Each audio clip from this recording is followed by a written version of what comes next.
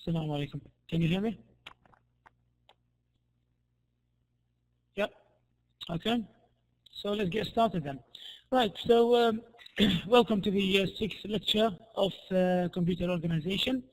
Now we talked in the previous two lectures. We talked about the cycle. If I remember, the lecture before the previous one, we talked about the little man computing, okay? And we had a very simple example of adding two integers to numbers, and we saw how the cycle went through the computer. As I said to you, it's not as simple as for us when we enter an input and we get an output. We think it's just as easy as that. So, for example, if I click on the next slide, so if I want to get the next slide, okay, for me it's easy. You know, I just clicked with my mouse as an input, and I got the output as my second slide. Now, it is not as easy as it seems for the computer. In the computer, there's like a cycle going through to give me this output that I see in front of me.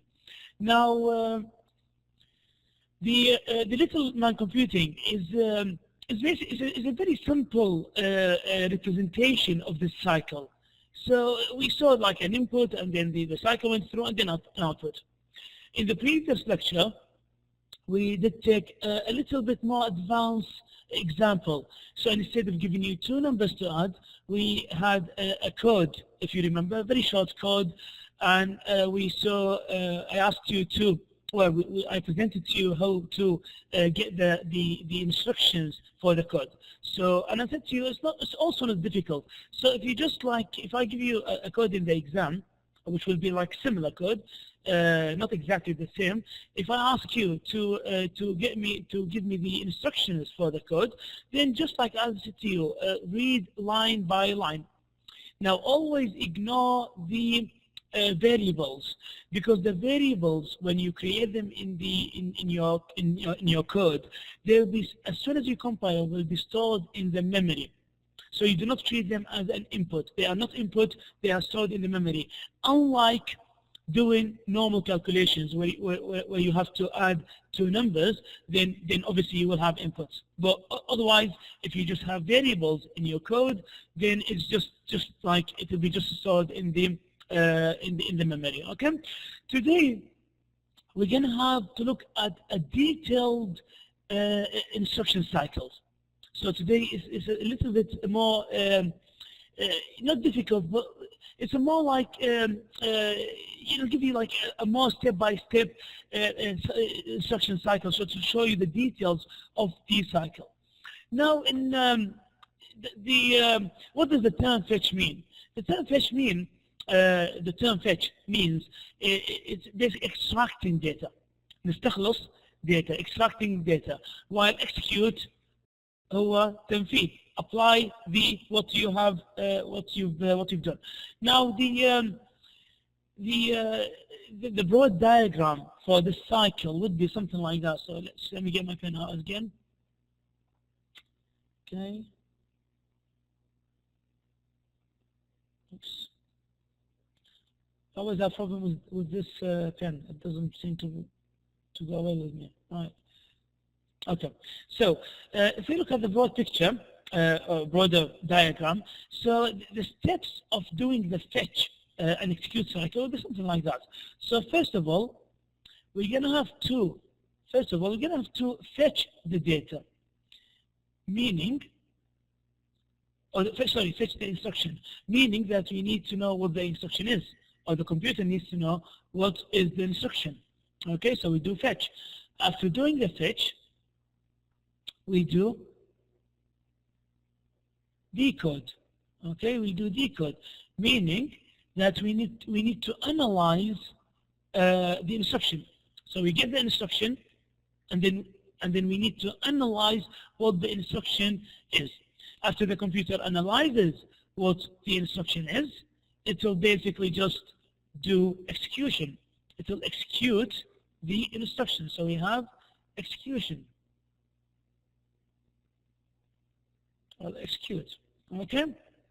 Right. So this is just like the broad diagram, the broad picture of this cycle. Now let me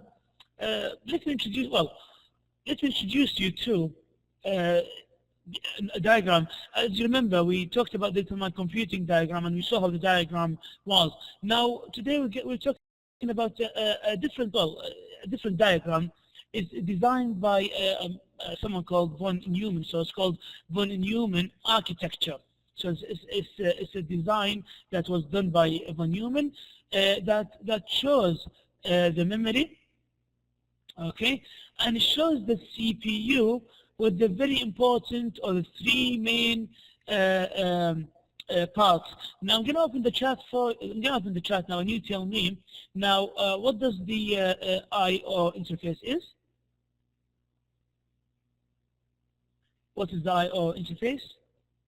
Input output. Yes, it is input output. You're going to have to input data, and you're going to have to get the output. Now, what does the term ALU mean?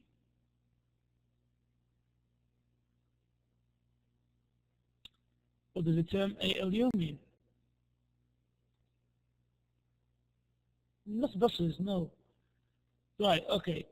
RAM, not RAM, no, okay. Let me write. By the way, today, logic, yes, yeah. Arithmetic, logical, yes, thank you. That's you've got it right, Della, you've got it right, yeah. Right, by the way, today's lecture, I'm going to give you a lot of terminologies, or quite many terminologies. So you're going to have to write them down, okay? Because in the slides, I've given you the short terms. So today I'm going to just give you many terminologies that you need to understand, you need to remember, and you need to write down, obviously. So the ALU, the ALU stands for arithmetic,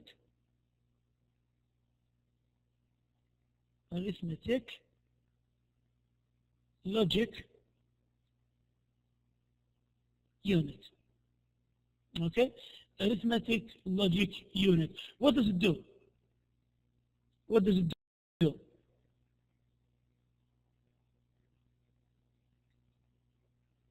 Yeah, it does operation. It does all the calculations for us, the normal calculations, plus, minus, and so on. It does the logical calculations. What do you mean by logical? When we say a logical operation, what do you mean by logical operation? Yeah, not plus or minus, no. Logical operation is could be comparison, maybe Boolean, yeah. We're talking about true and false in here, okay? We're talking about true, false, 0, 1, and so on when we talk about logical, okay? Thank you for your contribution. Now, and then the final main part, which is like a device divided into two, we have the control unit that reads and writes the data, and we also have a program counter which will determine which instruction to fetch and execute next. Okay, so let's go into details. Okay, this is what I've just described for you. Now, this diagram is quite important. Now, in the exam, I will not ask you to draw this diagram for me, because it does look rather tedious for you to remember, but I want you to understand it, because if you do understand it, okay, I will ask you in the exam, if I do ask you, I will ask you to draw this for me instead, okay? So I'll come to this in a minute. Let me explain this diagram for you. So this is inside the CPU, we have the memory here, and by the way, have a look. Do you remember at the beginning of the lectures when I said to you, at the beginning of our course, I said to you always the memory and the CPU are best friends. And I said to you, I always describe the computer just like the human, okay? It has a hardware and software, as the human has a hardware and software. It also has a memory. The people, the human, have memory. It has a CPU, which I always say the CPU is the heart of the computer. So, and always, even in the Quran, you'll notice that the heart and the brain are kind of mentioned together. So even in the computer, the CPU and the memory are always kind of, they go together. They communicate a lot between each other. Okay, so let's take a look at this diagram. So you have the CPU and you have the memory. Now, right. If we have a look, okay, I'll explain these terminologies for you in a minute. Now, look at. I want to highlight this out for you. Now, look at this that says bus. What is the bus? What is the bus? The pathway, yeah, that's right, yeah. Pathway, just like we call hafilat, we call them buses, okay, because they are used for transferring people. Okay, we call them buses. So it is, and look how it is connecting everything. Okay, so this is just like كأنه شريان في الجهاز. It's like connecting everything for you. But obviously, if you see a bus moving, and it stops, you cannot jump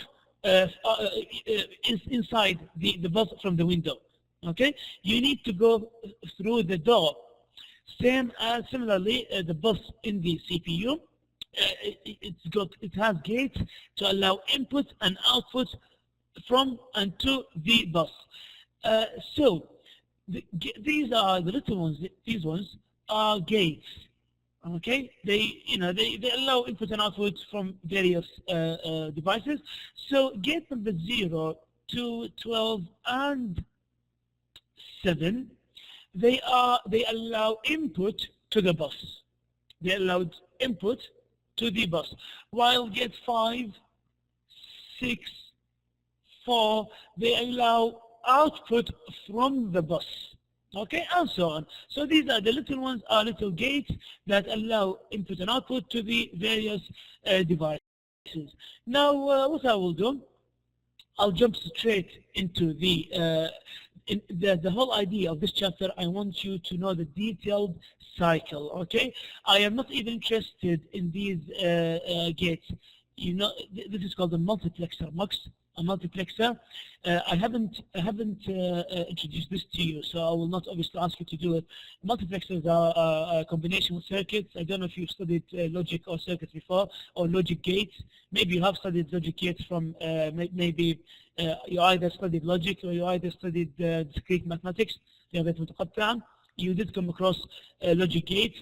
Now, the MUX is one type of a combination circuit. So basically, if you combine different logic gates, you will get this MUX or multiplexer that allows various inputs, 2 inputs or 4 outputs, and then it will give you. It will allow more than 1 input, like 2, 4 inputs, and it will give you an output. Okay. Anyway, I'm not interested in these because I haven't explained them to you.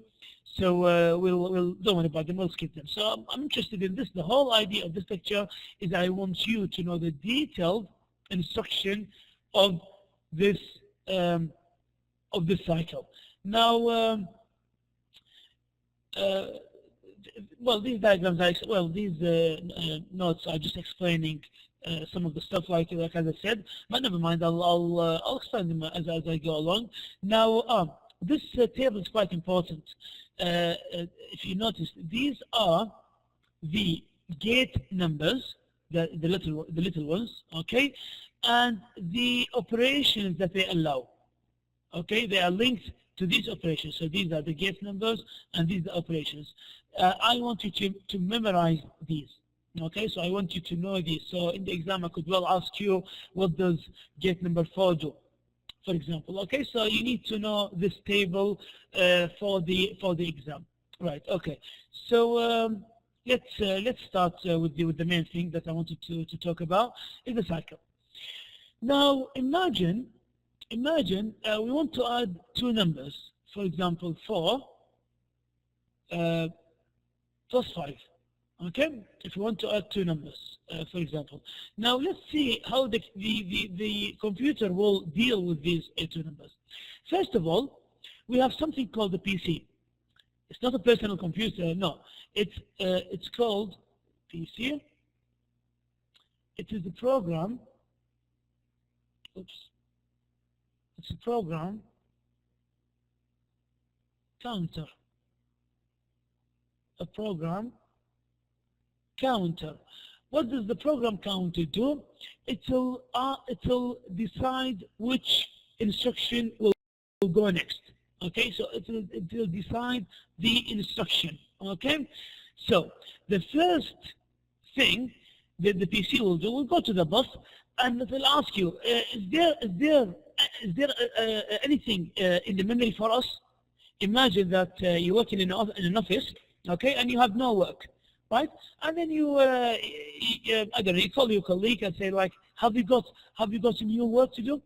Okay, so the colleague will tell you, which is the MAR, okay, it will tell you the address where to get the new instructions from, okay, MAR. So by the way, before I continue, imagine, right, I'm gonna write it down here. This is the memory, do you remember? Okay, this is our memory. Okay, do you remember that we've taken this before? Now, what does go? What do we have in the left hand? I'm gonna open the chat for you, and you tell me what do we have on the left hand side of this memory? What do we have on the left hand side? Address. Yes, thank you. What do we have on the right hand side of the memory?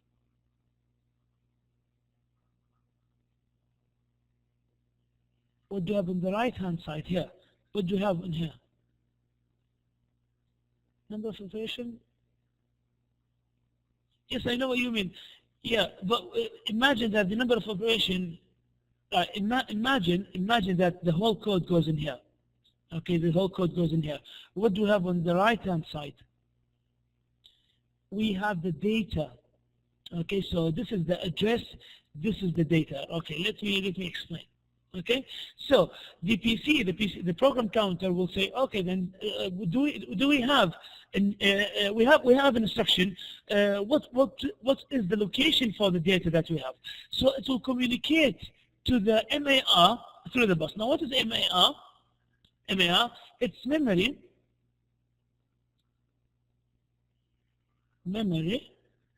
address. Memory address registry.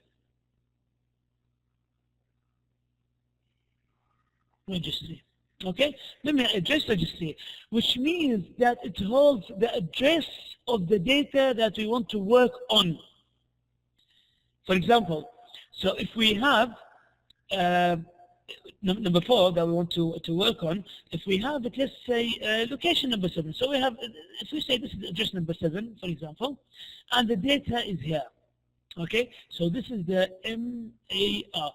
Now the counter will ask, okay, then where is the address for the data? Now, so the MAR will be loaded. Okay, the address will be loaded. Say, for example, 7. Now it will be incremented. Inc means increment. Inc means increment. Increment, which means إضافة. Increment means إضافة. We're adding to the counter, so the counter now has some work to do. So okay, then we have an address.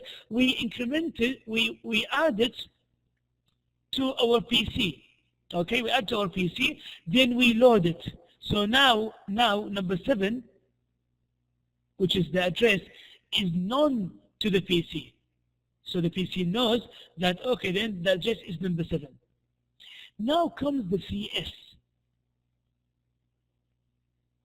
The CS, which we talked about here, the CS, which is this device that I showed you just now, the CS is the control signal.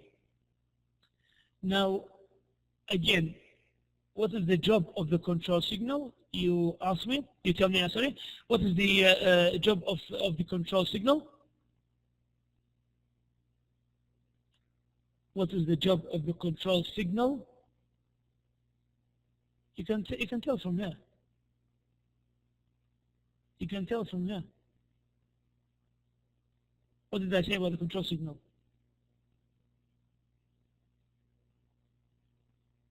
Read. No. As I said to you, control signal does read and write. Yeah, that's right. Read and write. That's right. The control signal's job is to read or write data. Okay? Now you tell me, up to this point now, when we got the number 4, is the control signal, is it going to read or going to write? Is the control signal, up to this point, the person who said read, correct, write is wrong. Yeah, it's going to read. We haven't got anything to write yet. Okay, we don't have anything to write at the moment. We are trying to read where the data is. Okay, we haven't got a data to write. We are trying to fetch. So far we are fetching. We are getting the data. So now we need to read. What is the data? We need to read it. So to read it, now we go to the right-hand side of the memory, which is the MDR, which stands for memory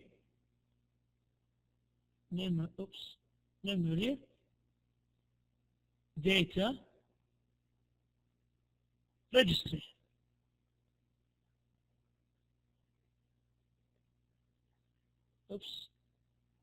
Registry. Memory data registry. Now it is in here. It holds the value, MDR is here. It holds the value. It holds the value basically. So we have the address on this side and the corresponding value on the right hand side. Okay. So now we got we know now we have number 4. So we got the 4 here. Now we load this number 4. We load something called IR, which is here.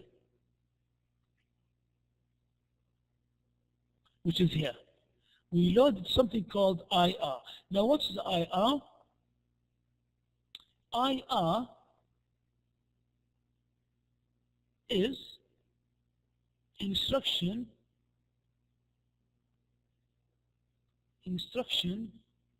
registry. Instruction registry. Okay. Now, what is the job of the instruction registry? Let me go back to that figure. Okay. What is the job of the instruction registry? Now, the job of the instruction registry is to store the data that we got for a very short period, very temporarily. Okay, so it will store. So we got number 4. It's transferred through the bus, through gate number 4. It's gone to here. So we've got number 4 here.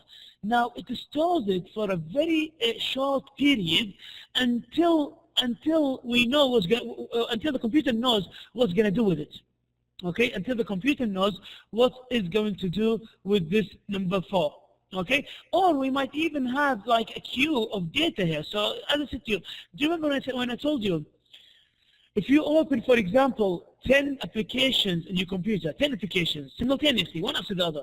You know, if you click 10 applications, Internet Explorer, Word processor, Excel, and so on, you will notice that your computer will slow down. Why? It's trying to do all the instructions. Every time you click a mouse to open an application, you are given an instruction to the computer to perform a task for you. So when you have too many tasks, the computer will slow down because the computer will try to solve them one after the other. So you'll have a bit of queue. Same will happen here. Okay, you might have different data being fetched. Okay, so you might get just a little delay in the IR. You have a queue. That's one thing. Or it's just like it's having number 4 and it's just waiting for the instruction. Okay, I have number 4 in my hand. What do I do with it? Okay, so it will be stored for a very short period. Then after we know what we're going to do with it, or after it comes to its turn, it will go to the decoder, which is the second block of the cycle that I showed you at the beginning of the lecture. So the second block, the decoder. Now it will analyze number 4. What is number 4? Okay, it will analyze it back to the binary. or what do I need to do with it, and so it will analyze number 4 for us, the data for us. So that's the decoder, okay? And then the decoder either gonna give an output, either read or write, or gonna give it to the address, back to the address. We'll see. Okay, so let's go back. Okay, so we load it to the IR, right? By the way, up to this point, before we get to the decoder, up to this point, okay, this is the fetch. This is the fetch step. Okay, so this is, so far we've only done the fetch. So up to the load to the IR is only about fetching. We're getting the data, right? Now this one here is the decoder, and the rest obviously is the execute. Okay, I'm not going to write it. The rest is the execution. So now it's let's say with our example, we're going to have to load it back to the address. Okay, so we've got number 4. We need to load it back to the address. Do you remember when I said to you when we type in 2 numbers, for example, on the calculator, you type in number 4, then plus, then number 5. Now, if you do that, what will happen to number 4? If you do that, what will happen to number 4? So you have a calculator, you press number 4, then plus, then number 5. What's going to happen to number 4? Do you remember?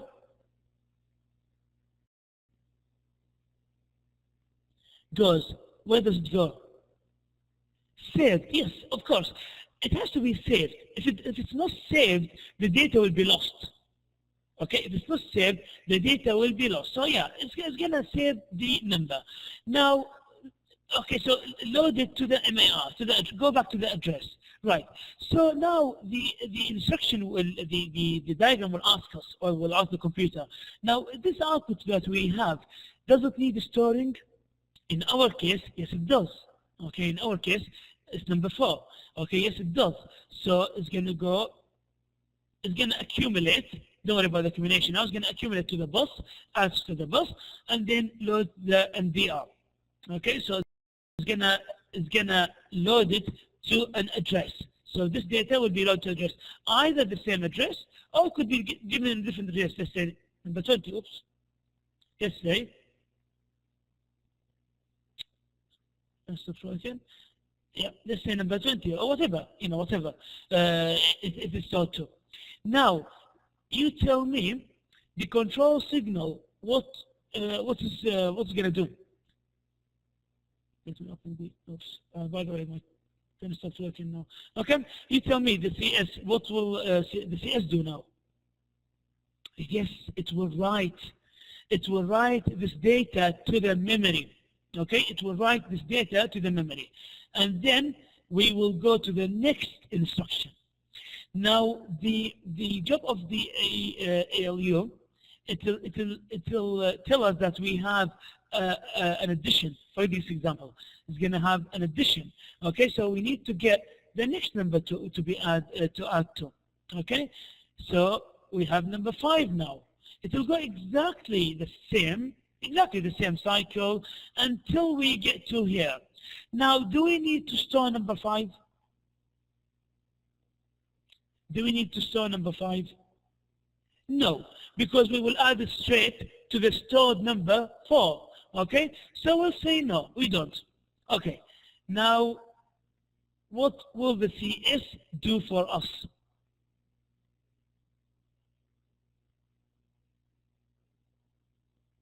What will the CS do for us? It will write it for us. Okay, it will not read it for us. It's already read it in here. Where did it read it? It's already read it in here. Okay, now it's gonna write it for us for addition. Okay, so it's gonna write it for us for addition. Now, it's asking you, is the output needs loading? Do we need to load the output? In our case, no, we don't need to load the output. It's there, it's written there, depending on what the instruction is. Okay, but in our case, no, we do not need to load the the output, because it's already written for us. We don't need to load it, so it's going to straight go back to the value. It will use the ALU to addition, okay, and so on, and then we'll give the output for us, and it will add it. It will add it to the accumulator for us, okay. So it's going to add it for us, okay, and then that's how we finish the cycle, and then the computer will go and ask, do we have another instruction?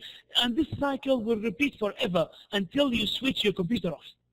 Okay, this cycle will never stop.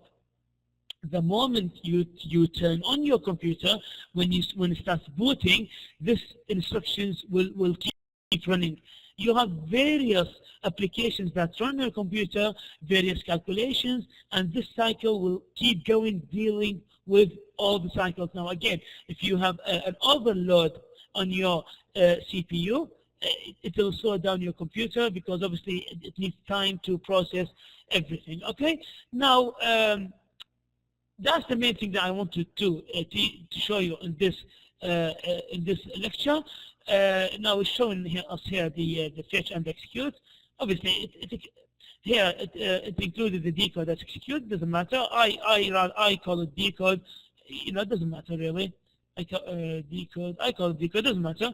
You can class it with you can combine it with the execute. It's fine. And these diagrams, okay, which I already explained to you. They show you the step-by-step instruction that I just explained to you now. So the red color will show you what's happening right now. Sometimes combine more than one instruction in one slide. So go through them and have a look at the rest of the instructions that I explained to you already. So see how we deal with them. Okay. So that's the end of our lecture. If you do have questions, please ask. I'm gonna turn off the chat. If you do have questions, please. Someone asked me, what does the ACC mean? It means accumulator. ACC. ACC means accumulator. I think it's an I, accumulator. I think it's written this way. I'm not sure about the accumulator, E or I, anyway. Okay, so accumulator. It means أضيف. يعني إن شاء الله أضيف لنا على الانستركشن تاعنا. اوكي سو اضيف لنا اكيوميليتر، اضيف لنا على الانستركشن. بعد ما خلصنا الناتج النهائي ضافوا عندنا انه عندنا ناتج نهائي، ضافوا عندنا على السايكل. اوكي now any questions please raise your hand. Any question? You don't have a question? You sure? So you understand everything? So who understands everything then? Put a check, because I can't believe like a whole class will not have a single question. Who understands? Okay, there's one person who doesn't understand, so ask me. Don't be shy. Ask. Now, hang on, I need to clarify this. Now, I have 25 students in this room. Do you understand? Either yes or no? Come on. Yes or no?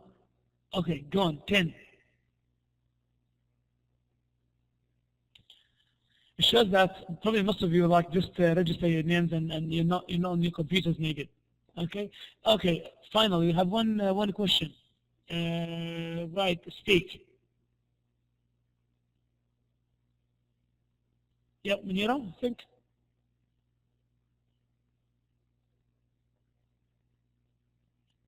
Why did you put your hands down? Munira? Yeah. Ask. Yeah, Doctor, I would like to ask you not about the section. It's clearly too much, but I would like to ask you about the section that will include in our midterm exam, because in the Blackboard they say until week 7. So what's the chapter that will include? Maybe I will include the next 2 chapters. So the next week, which is chapter 7, and the week after chapter 8. Don't worry about the exam. Again, again, I'm going to repeat this to you. I did say it in different classes, sorry. The exam, I will prepare you for the exam 2 weeks before the exam, okay? Don't worry, we have about 3 weeks left. So a week or two before the exam, I will prepare you for the exam. I will tell you exactly the chapters that are included in the exam, and also the kind of questions you might get. I'll give you practicing questions to try at home as well. So don't worry, I will prepare you for the exam a week or two before the exam date. Okay? Yeah, but we ask you because you wanna start study because there's not time. Now. You have 6 chapters. Now you have 6 chapters. Start study them. Okay. Start From studying 1 them. to 8, yeah. From 1 to 8. 1 to 8. Okay, thank you. Yeah. Okay. Thank you. Any more questions? Any more questions? So I take to understand. Although there's one person who put a cross, meaning there's something that they don't understand, it's your chance to ask me now. Okay. Now, if you're not comfortable to talk, that's fine. Send me an email. Okay. If there's anything that you don't understand, send me an email. There's Muna. Right. Ask question. Muna? Hello, Doctor. Hi. I would like to ask you about this cycle. It happens in the CPU, inside the CPU, or in the whole motherboard, or where exactly? Inside the CPU. Right, let me go back to the first diagram. Here we go. Right, inside the CPU, we've got the memory connected, obviously, because we need to get the MAR and the MDR, okay, from here. But everything else is happening inside the CPU, okay? Another question? Another question? Okay then, so I take it that you all understand. If there's anything that you do not understand, please send me an email. Now there's a weekend coming, so I urge you to catch up if you have missed anything, or if there's anything that you're not sure about, you don't understand. You've got a weekend. Please start studying. The exams are approaching now, and I'm sure you have you have quite a few probably subjects. You have 5 or 6 subjects each. So do please, you've got like 3 weeks probably left for the exam. So it's not a very long time. So make sure that you catch up with anything that you do not understand. And for me, you can always email me. And also the good thing is you have face-to-face lecturers as well. So wherever you are, so now all the branches of the universities are covered with lecturers from next week. So if you haven't had a face-to-face lecture so far, I'm sure you will have next week. So as from next week, all the face-to-face lectures will start running. So this is a very good advantage for you. If you do have a question, you can either email me. I'm always available for anyone to ask, or you can ask directly your face-to-face lecturer as well. And so make use. You have good tools. You have the blackboard. You have the slides. You have 2 lecturers teaching you. So you have quite good tools that you can use. Make sure you use them. Okay. Excuse me. So that's it for today, and I hope you have a very good weekend, and I'll see you inshallah next week. Goodbye.